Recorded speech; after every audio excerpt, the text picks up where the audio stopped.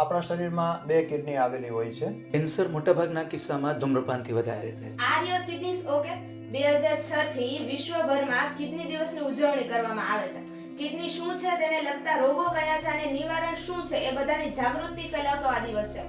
તો આજે બીટી સવાણી હોસ્પિટલના ડોક્ટર અમીશ મહેતા કે જેઓ યુરોલોજિસ્ટ છે અને કિડની ટ્રાન્સપ્લાન્ટના સર્જન છે, અને ડોક્ટર પ્રફુલ ગજ્જર કે જેઓ નેફ્રોલોજિસ્ટ છે અને કિડની ટ્રાન્સપ્લાન્ટના ફિઝિશિયન છે. તો સર, આપણા શરીરમાં કિડનીનું કાર્ય શું હોય? આપણા શરીરમાં બે કિડની આવેલી હોય છે. કિડનીનું મુખ્ય કામ જે લોહીમાં અશુદ્ધિઓ કચરો બનતો હોય એ સાફ કરવાનું છે. એક પ્રકારનો ફિલ્ટર પ્લાન્ટ છે. આ એનું મેઇન કામ છે. પણ આના સિવાય બીજા અન્ય ઘણા કામો કિડની કરતી હોય છે, જેવા કે શરીરમાં સોડિયમ પોટેશિયમ ઇલેક્ટ્રોલાઇટ્સ કહેવાય એનું બેલેન્સ રાખવાનું, શરીરમાં એસિડ વધી જતો હોય તો એ કંટ્રોલમાં કરવાનું, એટલે કે અર્થાત એસિડ બેઝ બેલેન્સ જાળવવાનું, પ્લસ હાડકાની તંદુરસ્તી જાળવવા માટે વિટામિન ડી બનાવે અને ખાસ હિમોગ્લોબિન બનાવે. આ બધા અન્ય એટલા ઇમ્પોર્ટન્ટ કામ છે જે કિડની કરતી હોય છે. અને કિડનીમાં જે બીમારી થાય એના લક્ષણો કયા કયા હોય? નોર્મલી જોઈએ તો જો કિડની નબળી પડે તો પેશાબ ઓછો થઈ જાય, સોજા ચડે, શ્વાસ ચડે, ઉલટી ઉબકા થાય, ભૂખ લાગતી બંધ થઈ જાય.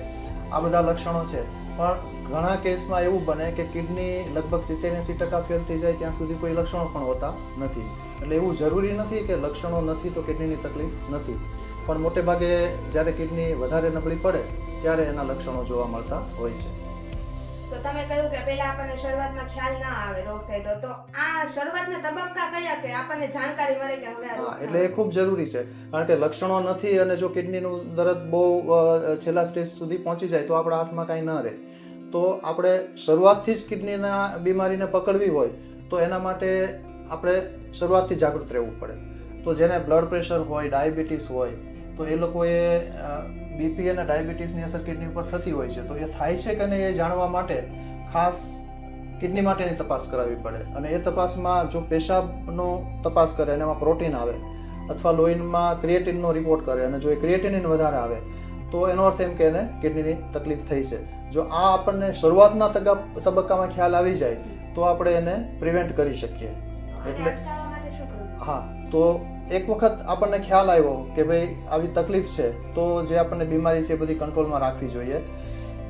ખાસ કરીને બ્લડ પ્રેશર, ડાયાબિટીસની દવાઓ નિયમિત લેવી જોઈએ. બીજું, કિડનીને નુકસાન કરતી દવાઓ જેવી કે ઘણા લોકો દુખાવાની દવાઓ આમનામ લીધે રાખતા હોય છે, તો એ દુખાવાની દવાઓ કિડનીને નુકસાન કરતી હોય છે. તો એ દુખાવાની દવાઓ ડૉક્ટરને પૂછ્યા વગર, એની સલાહ વગર લેવી ન જોઈએ. બ્લડ પ્રેશર, ડાયાબિટીસની નિયમિત તપાસ કરી એના માટે નિયમિત બતાવવું જોઈએ. બીજું, જો ફેમિલીમાં કોઈને કિડનીની તકલીફ હોય, અમુક કિડનીની બીમારીઓ વારસાગત હોય છે, સપોઝ ફેમિલીમાં કોઈને તકલીફ હોય તો એવા દર્દીએ ખાસ એવા ફેમિલીના મેમ્બરે બધાએ તપાસ કરાવી લેવી જોઈએ, જેથી આપણને વહેલી તકે ખ્યાલ આવે કે આને કોઈ એવી આનુવંશિક બીમારી છે કે નહીં. જો આવું આપણે કરીએ તો આપણે થોડી કિડનીની તકલીફની વહેલા જાણકારી લઈ શકીએ, અને વહેલા જાણકારી મળે તો આપણે એ કિડની ફેલિયરના સ્ટેજમાં, ડાયાલિસિસના સ્ટેજમાં જતાં પણ આપણે અટકાવી શકીએ. તો સર, યુરોલોજિસ્ટ શું છે અને યુરોલોજિસ્ટ ડોક્ટરનું કાર્ય શું હોય? ઘણીવાર પેશન્ટને આ પ્રશ્ન થાય જ્યારે અમારા વતીથી એવો જવાબ મળે કે કિડનીના ડૉક્ટરને બતાવી દેશો. યુરોલોજિસ્ટ એટલે કિડનીને લગતા સર્જન ડૉક્ટર. કિડનીને અથવા તો પથરીને લગતા જે રોગમાં ઓપરેશનની જરૂર હોય તે બધા રોગોની સારવાર અને ઓપરેશનનું કામ એક યુરોલોજિસ્ટ જે હોય છે. નેફ્રોલોજિસ્ટ છે એ કિડનીના ફિઝિશિયન છે, એમ યુરોલોજિસ્ટ એ કિડનીના સર્જન છે. જ્યાં જ્યાં ઓપરેશનથી ફાયદો થઈ શકતો હોય, પછી પથરી હોય, કિડની કે એને લગતા અંગોનું કેન્સર હોય કે એવા કોઈ પણ પ્રકારના પરિસ્થિતિ જેમાં ઓપરેશનથી ફાયદો થઈ શકે ત્યાં યુરોલોજિસ્ટે કામ કરવાનું આવે છે. સામાન્ય રીતે કિડનીના ડૉક્ટર એટલે યુરોલોજિસ્ટ અને નેફ્રોલોજિસ્ટનું કમ્બાઇન કામ કરવાનું થાય. એવું નથી કે કોઈ એક ડૉક્ટર છે એ કોઈ એક રોગની સંપૂર્ણપણે તપાસ કરી લેશે. અને આપણે એવું માનીએ કે પથરીને છે એ ઓપરેશન કર્યા બાદ વધી જાય છે, તો શું આ સાચું છે? કારણ કે અમારે પથરીનું ઓપરેશન કરવાનું આવે અને સતત દરેક પેશન્ટનો આ પ્રશ્ન રહેશે, હું ઓપરેશન કરાવું તો વારંવાર થશે. હકીકતે દર્દીની તાસીર પર એ આધાર રાખે છે. 50% ચાન્સ હોય કે જો દર્દીને ઓપરેશન કરાવવું પડ્યું હોય તો આવનારા 5 થી 10 વર્ષમાં પથરી ફરીથી થાય. સાથે સાથે વાતાવરણ, આનુવંશિક કારણો એ પણ ઘણા હોય છે. જેને ઓપરેશન કરાવવું પડ્યું હોય મોટાભાગે એ જ શક્યતા વધારે છે કે તેની તાસીરમાં છે પથરી વારંવાર થાય. ઓપરેશનથી વારંવાર થાય એ યોગ્ય માહિતી નથી. તો આ પથરીથી જે આપણને નુકસાન થાય છે એને અટકાવવા માટે શું કરવું? પથરીથી નુકસાન કેટલું થાય છે કિડનીને તે પહેલાં સમજી લેવું જરૂરી થાય. બંને કિડનીમાં પથરી હોય, કિડની સંપૂર્ણપણે પથરીથી ભરાયેલી હોય, ક્યારેક કિડનીની નળી પથરીથી બ્લોક થઈ જાય. આવા સંજોગોમાં કિડનીને નુકસાન ઘણું હોય છે અને ટેમ્પરરી ઘણીવાર ડાયાલિસિસની પણ જરૂર પડતી હોય છે. જો લાંબા ગાળા સુધી આની સારવાર ન થાય તો કિડનીને કાયમી નુકસાન થાય અને ઓપરેશનથી જે ફાયદો થઈ શકતો હોય તે પણ નેગ્લિજિબલ થઈ જાય છે. આવા સંજોગોમાં પથરીનું સમયસર નિદાન અને સારવાર, જેથી કિડની નિયમિત રીતે એનું કામ કરતી રહે, એ ખૂબ જ જરૂરી થઈ જાય. તો સર કિડની નબળી પડી જાય તો એના માટે કઈ કઈ કાળજીઓ રાખવી જોઈએ? કિડની એક વખત નબળી પડી ગઈ તો એને નબળી પડ્યામાંથી પછી ડાયાલિસિસનું જે ટોટલી ફેલ થાય એ સ્ટેજ જે છે એ આપણે લંબાવી શકીએ. એના માટે પહેલાં તો નબળી શું કામ પડી એ આપણને ખબર હોવી જોઈએ. મોટે ભાગે ડાયાબિટીસ હોય, બ્લડ પ્રેશર હોય, આ અંડરલાઈન કારણો હોય છે. તો આ બે વસ્તુ આપણે કંટ્રોલમાં રાખીએ તો કિડની ફેલર થતી અટકે અને ધીમી પડે. બીજું, આપણે ખોરાકમાં પરેજી રાખવી પડે. ખાસ તો એ લોકોએ પ્રોટીન ઓછું લેવાનું હોય, સોડિયમ મીઠું ઓછું કરી દેવું પડે, ખોરાકમાં ફ્રૂટ્સ ને એવું બધું ન લેવાનું હોય. બીજું, દુખાવાની દવાઓ ન લેવાની હોય. શરીરમાં મેદસ્વીપણું હોય, ઓબેસિટી હોય તો એ કંટ્રોલમાં લાવવું ખૂબ જ જરૂરી છે. નિયમિત કસરત કરવી પડે. ધૂમ્રપાન, દારૂ વગેરેની આદતો છોડી દેવી પડે, કારણ કે ધૂમ્રપાન કરતા હોઈએ તો કિડનીની બીમારી થોડી ઝડપથી પ્રોગ્રેસ થતી હોય છે. તો આવું બધું આપણે ધ્યાન રાખીએ અને રેગ્યુલર ચેકઅપ કરાવીએ તો એક વખત કિડનીની બીમારી ભલે થઈ હોય પણ એમાંથી ડાયાલિસિસના સ્ટેજે પહોંચતા આપણે એને ઘણું લંબાવી શકીએ. તો સર કિડની કે યુરિનને લગતા અંગોનો જે કેન્સર છે એ કેવા લોકોને વધુ થતું હોય છે? કેન્સર મોટાભાગના કિસ્સામાં ધૂમ્રપાનથી વધારે થાય. કોઈપણ રીતે બીડી, સિગરેટ કે તમાકુનું સેવન કરતા હોય તેને આ ચાન્સીસ ઓવરઓલ વધારે હોય છે. તે કિડનીનું કેન્સર હોય, તેને લગતી નળીનું કેન્સર હોય કે બ્લેડર જેને આપણે મૂત્રાશય કહીએ છીએ, આ તમામ કેન્સર એનાથી વધારે થઈ શકે. બહુ ઓછા લોકોમાં પણ વધુ વજન હોવાના કારણે, બ્લડ પ્રેશરના કારણે, ખોરાક આહારના ફેરફારના કારણે કેન્સર થઈ શકતું હોય છે. બ્લેડરનું કેન્સર, જે મૂત્રાશયનું કેન્સર છે, તે ખાસ કરીને અમુક ઇન્ડસ્ટ્રીમાં કામ કરતા લોકોને કે જ્યાં કેમિકલ સાથે ડાયરેક્ટ એમણે ડીલ કરવાનું થતું હોય તેમાં રિસ્ક વધારે હોય છે. કિડની કે એને લગતા બીજા અંગો છે, જેમ કે જનનાંગોનું કેન્સર છે, મૂત્રાશયનું કેન્સર છે, આવા ઘણા બધા કિસ્સામાં આનુવંશિક કારણો અથવા તો જે ક્રોમોઝોમની ડિફેક્ટ કહીએ, મ્યુટેશન કહીએ, તે પણ કારણભૂત હોય છે. આ જે આપણને કિડનીને થતા જે રોગો છે એના માટે કઈ કઈ સારવાર લાગુ પાડી શકાય?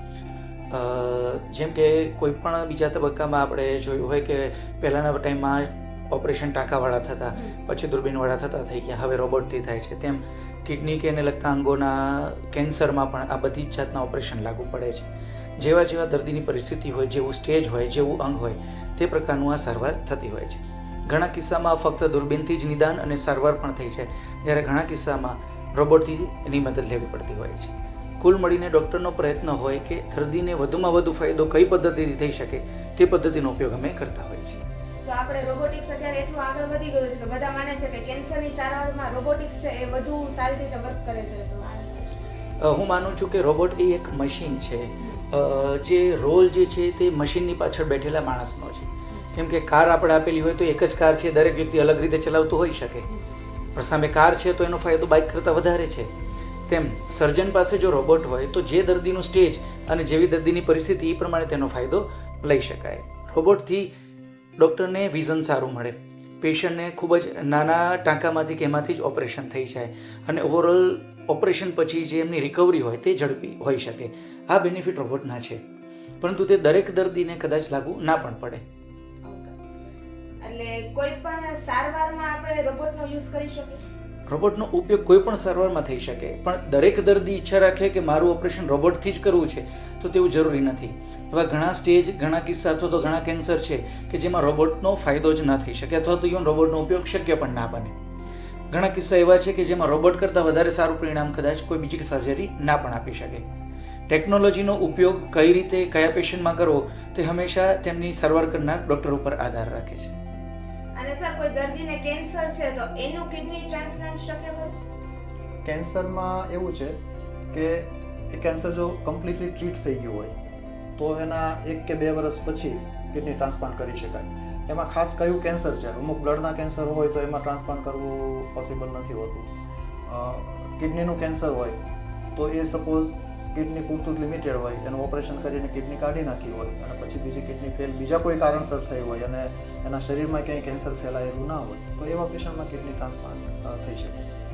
આવા ઘણા કિસ્સા એવા છે, સપોઝ કે કિડની શરીરમાં જન્મજાત એક જ છે, તેમને કિડનીનું કેન્સર છે, તો એમને મારે જવાબ શું આપવો? એમના ઘરમાં કોઈ પણ વ્યક્તિ તૈયાર છે કિડની આપવા માટે, પણ તો પણ જો આ કિડનીનું કેન્સર છે તો તેના અમુક સ્ટેજ પ્રમાણે વેઇટ કરવું જ પડે. જેમ સરે કીધું કે મિનિમમ 2 વર્ષનો ગાળો એના માટે જરૂરી હોય. જો એ દરમિયાનમાં શરીરમાં કેન્સર ઉથલો નથી મારતું તો આ ઓપરેશન થઈ શકે. કિડનીના ટ્રાન્સપ્લાન્ટ માટે જે દવાઓ આપવામાં આવે છે, ઇમ્યુનોસપ્રેશન, એ રોગ પ્રતિકારકતા ઓછી કરે. એના કારણે થઈને અમુક કેન્સર એવા છે કે જે શરીરમાં ઉથલો મારે એવું રિસ્ક વધી જાય, કારણ કે શરીરની પોતાની જ પ્રોટેક્ટિવ કેપેસિટી ઘટી જાય. એટલા માટે થઈને કોઈ કેન્સરના નિદાન પછી જેવું કેન્સરનો પ્રકાર તે પ્રકારે મિનિમમ વેઇટિંગ જરૂરી થઈ જાય છે. તો સર, જેમની કિડની સાવ ફેલ થઈ ગઈ છે તો એમની સારવારનો વિકલ્પ કયો? હા, હવે કિડની ફેલ થઈ જાય એટલે લોકોમાં એવી માન્યતા હોય છે કે માણસે ફેલ થઈ ગયો, પણ ખરેખર એવું નથી. કિડની સંપૂર્ણ ફેલ થઈ ગઈ હોય તોય માણસ નોર્મલ લાઈફ જીવી શકે. એના 2 રસ્તા છે. કાં તો આપણે એને ડાયાલિસિસ ઉપર રાખીએ, નિયમિત ડાયાલિસિસ કરાવે, અઠવાડિયે 2 વખત કે 3 વખત ડાયાલિસિસ કરવું પડે, અને ડાયાલિસિસને લોકો 15-20 વર્ષ જીવતા હોય એવા રાજકોટમાં દાખલા છે. બીજો ઓપ્શન એ છે કે કિડની ટ્રાન્સપ્લાન્ટ કરીએ. હવે કિડની ટ્રાન્સપ્લાન્ટ કરવા માટે કિડની દેવાવાળું કોઈ જોઈએ, તો અત્યારે સરકારના નિયમ પ્રમાણે જે એના કુટુંબના સગા હોય એ જ એને કિડની આપી શકે. હવે સગામાંથી ને જેનું બ્લડ ગ્રુપ મેચ થતું હોય, દેવાવાળાને કોઈ તકલીફ ના હોય, બીપી ના હોય, ડાયાબિટીસ ના હોય કે બીજી કોઈ એને બીમારી ના હોય, તો એ જ આપી શકે. તો એ બધી તપાસ પહેલાં થાય કે દેવાવાળાનું ગ્રુપ બરાબર છે, એનું મેચિંગ થાય છે, એને કોઈ બીમારી નથી, એકદમ ફિટ છે, તો પછી એની કિડની દર્દીમાં ટ્રાન્સપ્લાન્ટ કરી દઈએ અને પછી એને દવાઓ લેવી પડે, પણ એનાથી એની લાઈફ એકદમ નોર્મલ થઈ જાય, ક્રિએટિન નોર્મલ થઈ જાય. હવે સપોઝ કુટુંબમાં કોઈ એને દેવાવાળું ના હોય, મેચ ન થતું હોય, અથવા બીમાર માણસ હોય કુટુંબમાં બીજા કોઈ, તો એને કેડેવર કહેવાય, જે મૃતદેહની કિડની. તો એમાં અત્યારે રજિસ્ટ્રી ચાલતી હોય છે, એમાં નામ લખાવવું પડે, અને એમાં જે બ્રેન ડેડ આવે, જેનું બ્રેન ડેડ થઈ ગયું છે પણ એની બીજા અંગો બધા ચાલુ છે, અને જો એના સગા એનું અંગદાન દેવા માટે તૈયાર થાય તો એની કિડની, લીવર એ બધું કામમાં આવતું હોય છે. તો એવી 2 કિડનીઓ મળે અને એ 2 દર્દીમાં ટ્રાન્સપ્લાન્ટ કરી શકાય. હવે એ કિડની ટ્રાન્સપ્લાન્ટ પ્રોસિજર કેવી રીતે થાય છે એ વિશે ડૉક્ટર અમીશભાઈ આપણને વધારે માહિતી આપશે. તમે જેમ પૂછ્યું કે કિડનીમાંથી સારવારના આ ઓપ્શન છે, તો કોઈ એમ કહી શકે કે સારવાર કરવા જતાં તો ડોનરે એક કિડની ગુમાવવી પડે છે, એવું કઈ રીતે થાય? ઘણા પેશન્ટને એ પ્રશ્ન હોય છે કે અમે કિડની ડોનેટ કરીશું તો એનું અમારી ઉપર એની અસરો શું થઈ શકશે? કોઈ પણ અંગ જે છે એ માણસના શરીર સિવાય ક્યાંય ઉગતું નથી. અત્યારે લેબોરેટરીમાં અંગો બનાવી શકાતા નથી, એટલે આપણી પાસે ઓપ્શન નથી જેની કિડની ખરાબ થઈ ગઈ રિપ્લેસ કરવા, કાં તો કોઈ જીવંત વ્યક્તિની અથવા તો મૃતદેહની જેની ચાલુ રહેલી છે એ કિડની વાપરવી પડે. ઘરના કોઈ પણ વ્યક્તિ કે જે બધી રીતે સારી સ્વાસ્થ્યમાં છે, એને કોઈ લાંબા ગાળાનો રોગ નથી, પથરી નથી, આનુવાંશિક રોગ નથી, જેનું શરીર એક કિડની ઉપર ચાલી શકે એમ છે, તેવા વ્યક્તિની એક કિડની લઈને એના સગાને ટ્રાન્સપ્લાન્ટ કરી શકાતું હોય છે. સરકારના નિયમ પ્રમાણે 2 અજાણી વ્યક્તિ એકબીજાને કિડની આપી શકે નહીં. ઘરના સગા હોવા જરૂરી છે, કોઈ પણ રિલેશનથી બંધાયેલા હોવા જરૂરી છે, અને જે શરીરના કુદરતી નિયમો છે, બ્લડ ગ્રુપ મેચ થતું હોવું, એમના શરીરમાં એ કિડની વિશે રોગ પ્રતિકારકતા ડેવલપ ન થતી હોવી, એ નિયમો જરૂરી છે. નહીં તો આ કિડની નવા શરીરમાં બેસીને કામ કરી શકે નહીં, શરીર તરત એને ફાઇટ કરીને ખરાબ કરી નાખે. આ જે ઓપરેશન હોય છે તેમાં જે ડોનેટ કરે છે, સપોઝ કે હસબન્ડ છે તે વાઈફ માટે ડોનેટ કરી રહ્યા છે, તો હસબન્ડની પહેલાં શ્વાસની બધી પરીક્ષણ થાય, એમનું સંપૂર્ણપણે સ્વાસ્થ્ય સારું છે નક્કી થયા પછી, અને તેમની કિડની કઈ રીતે મેચ થાય છે એ નક્કી કર્યા પછી ડાયાલિસિસનું શેડ્યુલ ગોઠવવામાં આવે, જેથી રેસિપિયન્ટ જે કિડની લઈ રહ્યા છે તેમનું સ્વાસ્થ્ય પણ આના માટે મેચ થતું લાગે. ઓપરેશન દરમિયાન જેમની હેલ્ધી કિડની છે તે વધુ સારી કિડની દર્દી પાસે જ રાખી, ડોનેટ કરનાર વ્યક્તિ પાસે જ રાખી, તેમની બીજી જે કિડની છે તે સલામત રીતે કાઢવામાં આવે, અને એ જ સમયે જેમને એમ કિડની આપવાની છે તેમનું ઓપરેશન ચાલુ થાય, બાકીની તૈયારી પૂરી થાય એટલે એ કિડની એમાં ટાંકાલીને ફિટ કરવામાં આવે. ચાલુ ઓપરેશન જ મોટાભાગના કેસમાં આપણે કન્ફર્મ કરી લેતા હોઈએ છીએ કે જે નવી કિડની બેસાડવામાં આવેલી છે તે સારી રીતે યુરિન પ્રોડક્શન કરે છે. ઓપરેશન થઈ ગયા બાદ જેમણે કિડની ડોનેટ કરેલી છે એમને ટાંકામાં રૂજ આવે એની સાથે પોતાનું સંપૂર્ણ નોર્મલ જીવન જીવી શકતા હોય છે. લાંબા ગાળા સુધી જો એમને બીજી કોઈ બીમારી ન હોય તો સ્વાભાવિક રીતે એમને કોઈ એક કિડની હોવાથી તકલીફ પડતી હોતી નથી. જો બ્લડ ગ્રુપ મેચ થતું હોય, મમ્મી દીકરા બહેન પપ્પા આ રીતના રિલેશનવાળા જો કિડની હોય તો તેમાં લાંબા ગાળે પરિણામ 90% સુધીનું મળે છે. પરંતુ પારિવારિક રીતે સંબંધ હોય, માનો કે નાની છે કે હસબન્ડ વાઈફ છે, તો તેમની કિડનીનું બ્લડ ગ્રુપ ભલે મેચ થતું હોય પણ સેમ જીન્સની કિડની ન હોય તો એમાં પરિણામ 10-15% ઓછું રહેતું હોય એવી શક્યતા છે. પણ જેમ સાહેબ અત્યારે આધુનિક દવાઓ એવી આવી છે કે ઇવન આવા કેસમાં પણ રિઝલ્ટ ખૂબ જ સારું મળતું હોય છે. અને ખાસ દર્દીએ જેનામાં ટ્રાન્સપ્લાન્ટ થયું છે, જેનામાં કિડની બદલી છે, એને નિયમિત દવા લેવી જોઈએ. એ એને ખાસ ધ્યાન રાખવું પડે અને કાંઈ ઇન્ફેક્શન ન લાગે એ જોવું પડે. જો એ નિયમિત દવા લે, નિયમિત તપાસ કરાવે તો મોટે ભાગે 90% દર્દી કિડનીના કેસોમાં વાંધો નથી આવતો.